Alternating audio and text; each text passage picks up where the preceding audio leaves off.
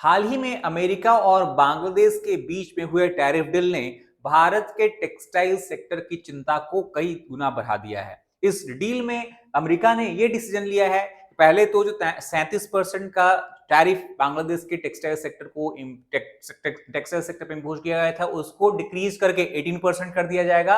और इसके अलावा बांग्लादेश में जो भी टेक्सटाइल अमरीकी कॉटन यार्न से प्रोड्यूस होंगे उस पर 0% टैरिफ देना होगा। तो इस वजह से जो भारत को बढ़त मिली थी 18% टैरिफ रिड्यूस होने के बाद वो कहीं ना कहीं कम होती दिखती है। इसके अलावा भी भारत के यार्न एक्सपोर्ट में, कॉटन एक्सपोर्ट में कहीं ना कहीं एक डिक्लाइन हमें देखने को मिलेगा। तो आइए इस मुद्दे को समझते हैं पूरी डिटेल में। बांग्लादेश और यूएस के बीच में हम जानते हैं कि रिसेंटली एक ट्रेड डील साइन हुई है। ट्रेड डील में अमेरिका ने 19% रिड्यूस कर दिया है टैरिफ को 37% डिक्रीज करके। अगर हम कुछ दिन पहले की बात करें तो इंडिया में भी इस बात को लेकर खुशी थी, क्योंकि पहले टैरिफ था 50% था, उसको डिक्रीज करके 18% कर दिया गया। और ये जो टैरिफ रिड्यूस हुआ है इसके बाद जो एडवांटेज इंडियन टेक्सटाइल सेक्टर को अपेक्षा थी कि मिलेगी वो हमें कम होती हुई दिखती है। बट सबसे बड़ी चिंता वाली बात यह है कि zero tariff access to certain textile using US cotton और मैनमेड फाइबर, यानी बांग्लादेश एक तो home grown cotton, domestic cotton से जो भी प्रोड्यूस करेगा उसको अगर वो अमेरिका में बेचेगा तो 19% टैरिफ रहेगा। बट अगर वो टेक्सटाइल प्रोड्यूस करता है अमरीकी कॉटन के यूज करके तब उसे 0% टैरिफ देना होगा। और ये जो सुविधा है वो इंडिया के टेक्सटाइल सेक्टर को, स्पेशली कॉटन सेक्टर को अवेलेबल नहीं है। तो यहाँ पे एक डिसएडवांटेज इंडियन टेक्सटाइल मैन्युफैक्चरर्स को दिखने वाला है। It raises concern for India's textile and cotton industry. इसी कारण से पोटेंशियल इंपैक्ट जो होगा वो इंडिया के यूएस एक्सपोर्ट पे भी दिखेगा, क्योंकि अगर बांग्लादेश अमेरिकन कॉटन का यूज करके अगर वो जीरो टैरिफ ले रहा है और हमारे जो प्रोड्यूसिंग कंपनीज हैं, मैन्युफैक्चरिंग इंडस्ट्री है, उनको अगर 18% टैरिफ देना पड़ रहा है, ऑब्वियसली जो प्राइसेस होंगी इंडियन टेक्सटाइल की वो काफी हद तक बढ़ जाएंगी और अमेरिकी कंज्यूमर्स बांग्लादेशी टेक्सटाइल को ज्यादा प्रेफर करेंगे। अगर हम यूएस बांग्लादेश ट्रेड डील के की फीचर की अगर फिर से बात कर लें तो पहले 20% था, वापस उसको 19% किया गया। 37% से पहले 20% डिक्रीज हुआ, 20% से 19%। Special mechanism for zero tariff access, जैसा कि मैं बताया यहाँ पे बात की गई है, और it applies to specified volume of textile and apparel export. अब ये पूरा क्लियर अभी तक नहीं हो पाया, स्पष्ट नहीं हो पाया है कि क्या वॉल्यूम यहाँ पे डिटरमाइन की गई है भारत और अमेरिका और बांग्लादेश की सरकार के द्वारा, क्योंकि कुछ वॉल्यूम तक ये जीरो टैरिफ एक्सेस होगा। अगर बांग्लादेश उस सर्टेन वॉल्यूम से ज्यादा एक्सपोर्ट करने लगता है तो फिर नॉर्मल टैरिफ उस पर दे होगा, बट ये वॉल्यूम क्या है ये अभी क्लियर नहीं है। इसी वजह से पूरा जो क्या इंपैक्ट होगा वो समझने के लिए हमें कुछ महीनों का वेट करना पड़ सकता है। जीरो टैरिफ क्लॉज को अगर हम पूरी तरीके से देखें तो reciprocal tariff, zero reciprocal tariff for apparels using US produce cotton, और सिर्फ कॉटन ही नहीं बल्कि यूएस मैन मेड फाइबर भी अगर इनपुट में यूज हो रहे हैं उस पर भी जीरो टैरिफ है। मैन मेड फाइबर एक तरह के हम बोल सकते हैं सिंथेटिक फाइबर होता है, जैसे रेयन, विस्कोस, जैसा कि इंडस्ट्रीज यूज करती है, बैम्बू वगैरह का यूज करके, प्लांट बेस्ड मटेरियल का यूज करके। वॉल्यूम बेस्ड कोटा सिस्टम यहाँ पे लाया गया है और क्वांटिटी ऑफ यूएस टेक्सटाइल का जो एक्सपोर्ट है बांग्लादेश में उसके साथ इसको पूरी तरह से लिंक किया गया है। अब इस वजह से टेक्सटाइल सेक्टर जो है बांग्लादेश की उसमें खुशी की लहर दौर पड़ी है, क्योंकि ये बहुत ही इंपॉर्टेंट सेक्टर है, बोल सकते हैं मोस्ट इंपॉर्टेंट सेक्टर है बांग्लादेश की इकोनॉमी को। अगर हम बात करें बांग्लादेश का itself, it is the second largest textile exporter globally after China as such. Overall अगर हम न्यूमेरिकल वैल्यू की बात कर लें तो अप्रैल से नवंबर 2025 के बीच में ही बांग्लादेश ने करीब करीब 7.6 बिलियन डॉलर का गारमेंट सिर्फ अमेरिका को एक्सपोर्ट किया है। 80% जो बांग्लादेश की इंटायर एक्सपोर्ट बेस्ड अर्निंग है वो गारमेंट सेक्टर से आती है। और इतना ही नहीं, ये सेक्टर चूंकि काफी हद तक लेबर इंटेंसिव सेक्टर है, मोस्ट ऑफ द प्रोडक्शन जो है वो लेबर डिपेंडेंट होता है, तो 4 मिलियन यानी 40 लाख लोगों को ये एम्प्लॉयमेंट प्रदान करती है, जिसमें कि बहुत सारे वर्कर्स महिला वर्ग से आते हैं। तो हम समझ सकते हैं कि बांग्लादेश की सिर्फ रेवेन्यू जनरेशन के लिए नहीं बल्कि एम्प्लॉयमेंट जनरेशन के लिए, वुमेन एम्पावरमेंट के लिए ये सेक्टर बहुत बड़ा रोल प्ले करता है। अगर हम कंपेयर कर ले इंडिया के टेक्सटाइल पोजीशन से तो अप्रैल नवंबर मंथ 2025 में इंडिया ने करीब 3.26 बिलियन डॉलर का टेक्सटाइल एक्सपोर्ट किया था। तो अगर हम देखें बांग्लादेश और इंडिया कंपेयर करें तो कहीं ना कहीं बांग्लादेश ने हमसे दुगना यानी double amount of the textile export किया है यूएस को ही। Overall 26% of India's cotton apparel exports go to United States of America, क्योंकि हमारे बहुत सारे जो एक्सपोर्ट हैं वो दूसरे कंट्रीज में जाते हैं, जैसे यूरोपियन यूनियन भी एक बहुत बड़ा मार्केट है, कनाडा एक बहुत बड़ा मार्केट है। 18% टैरिफ अभी हमें देना पड़ेगा as per the recently signed India US trade deal.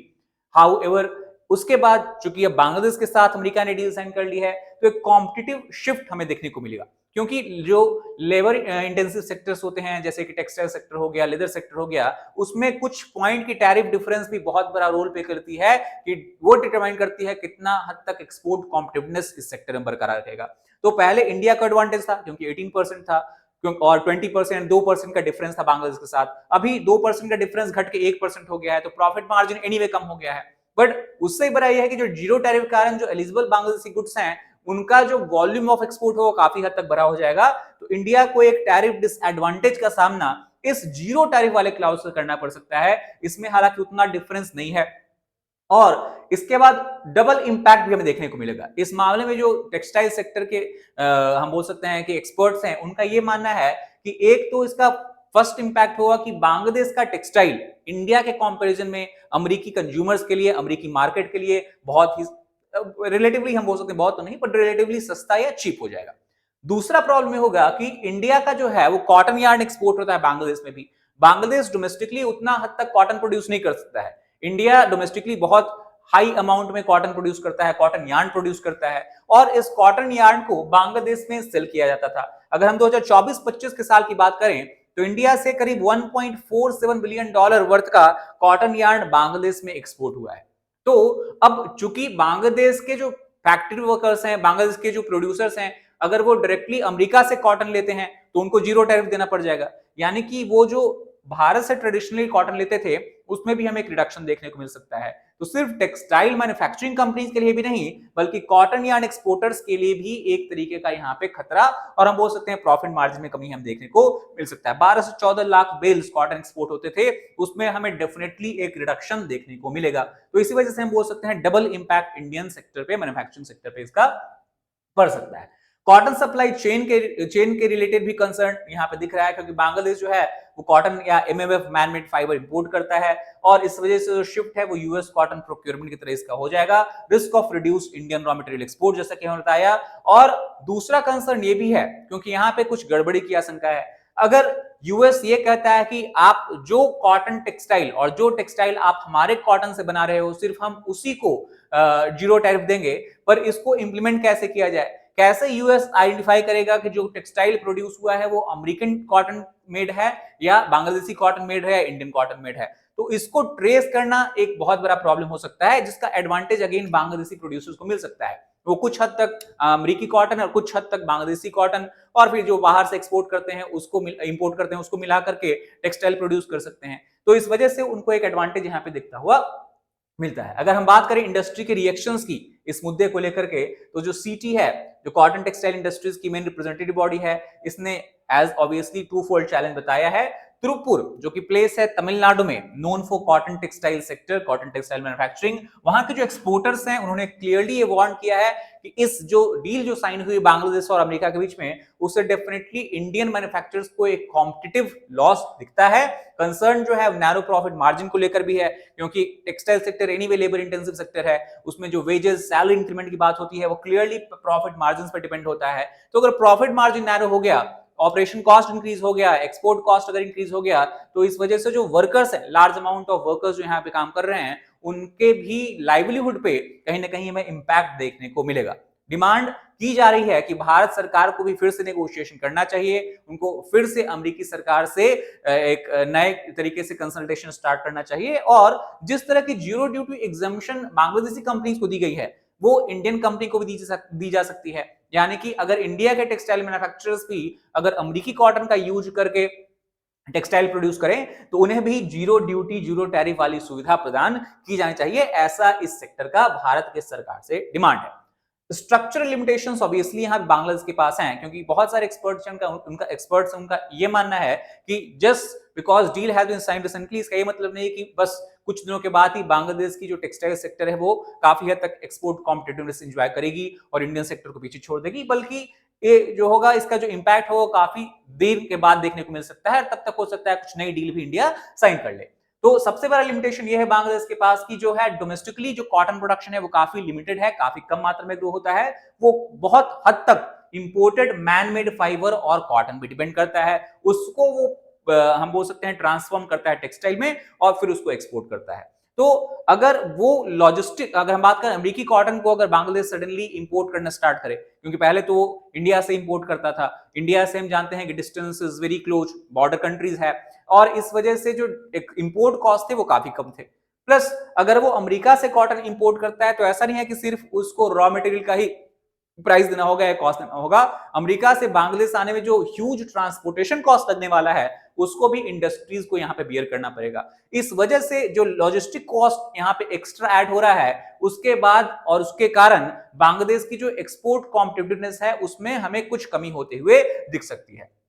Overall ऐसा नहीं है कि अगर हम आज इंडिया से इंपोर्ट कर रहे हैं और कल अमेरिका से इंपोर्ट करना स्टार्ट कर देते हैं तो बहुत जल्दी सप्लाई चेन रीअलाइनमेंट करना मुश्किल हो जाता है। तो इसके होने में भी एटलीस्ट 3 से 6 मंथ का टाइम लग सकता है, ऐसा एक्सपर्ट्स का मानना है। अगर हम बात करें कि रिकमेंडेशंस क्या है, अब इंडिया को आगे क्या करना चाहिए अगर वो अपने टेक्सटाइल सेक्टर को बांग्लादेश के अकॉर्डिंगली कॉम्पिटिटिव रखना चाहता है और कॉम्पिटिटिवनेस को इंक्रीज करना चाहता है, तो सबसे पहले तो ये समझना होगा कि negotiate zero duty mechanism under executive order 14257, strengthen domestic man made fibre capacity, diversify export market. हम क्यों सिर्फ अमेरिका पे ही डिपेंड करें, हम यूरोपियन यूनियन के साथ भी हमने डील साइन की है, तो वहां पे भी हम अपना कॉटन टेक्सटाइल एक्सपोर्ट को इंक्रीज कर सकते हैं, ताकि हमें जो डिसएडवांटेज हो रहा है अमेरिकन डील के साथ, अमेरिका बांग्लादेश डील को लेकर के, उसमें कमी हो जाए। इंप्रूव वैल्यू एडिशन और ब्रांडिंग, ताकि even though Indian cotton textile are relatively और स्लाइटली एक्सपेंसिव, अगर हम इनकी वैल्यू एडिशन इस तरह से कर दें, ब्रांडिंग इस तरह से कर दें कि वो ज्यादा कंज्यूमर्स को अट्रैक्ट करे, तो ऑब्वियसली वो थोड़ा प्रीमियम प्राइस भी देने को तैयार होंगे, स्पेशली अगर हम अमेरिकन कंज्यूमर की बात करें जो कि खर्च करने में उनको प्रॉब्लम नहीं होती है। तो अगर हम क्वालिटी पे फोकस करें तो ऑब्वियसली हम एक जो शेयर है अमेरिकन मार्केट में उस पे हम अपना पकड़ बनाए रख सकते हैं और फ्यूचर में उसको हम इंक्रीज भी कर सकते हैं। तो इसकी वजह से हमें सस्टेनेबल और हाई टेक टेक्सटाइल पे फोकस करना होगा, ना कि ट्रेडिशनल मेथड में हाउ हम जैसे कॉटन टेक्सटाइल बनाते थे सिर्फ हम उस पे अब डिपेंड नहीं रह सकते हैं। So that's all for this particular video. I hope you got the idea कैसे बांग्लादेश और अमेरिका के बीच में जो डील हुई है वो इंडिया के टेक्सटाइल सेक्टर के लिए एक सरदर्द बन के उभर रही है। That's all for this video. If you like the video, please hit like button and share it with your friends as well as subscribe to the channel for more such content. Thank you very much.